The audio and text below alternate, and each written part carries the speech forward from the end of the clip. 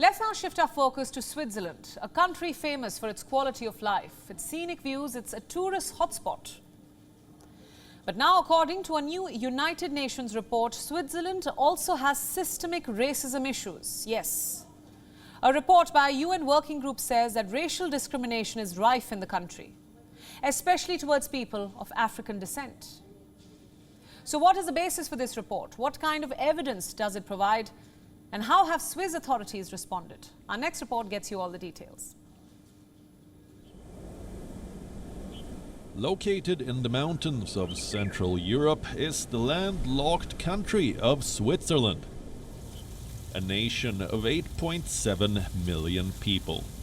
Famous for its breathtaking mountains, high human development index, and of course, its banks. But right now, this country is in the news for something unusual. A rare accusation of racial discrimination. Yes, Switzerland has been accused of being structurally racist. By whom? A UN-appointed working group. In January this year, it released this report, blaming Switzerland of systemic racism, especially towards people of African descent. The report mentioned shocking reports of police brutality, incidents of impunity for police misconduct, and a policy of racial profiling by authorities. What was this report based on? A 10-day fact-finding mission by United Nations officials. In January this year, they traveled across Switzerland and met with people of African descent, along with politicians, police representatives, and civil society groups. At the end of their investigation, they concluded that Switzerland had a hidden problem of prejudice. The report mentioned two important cases. The first one was of a certain Zoe Roger Wilhelm, who was shot dead by cops on the suspicion of carrying a knife. The UN report says he was a victim of ethnic profiling.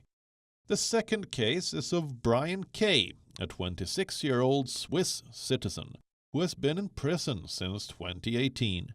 Despite being diagnosed with a hyperactivity disorder, the UN report calls it a stark example of systemic racism. Switzerland has denied both accusations. On Monday, the Swiss ambassador to the UN Human Rights Council criticized the report. He said, and we quote, "The report is a compilation of assumptions and misunderstandings, which are not representative of the real situation in Switzerland. Numerous general conclusions seems to be based on only one or several individual cases." So, what happens next? Well, Switzerland plans to challenge the report's findings and publish its own report on the situation on ground.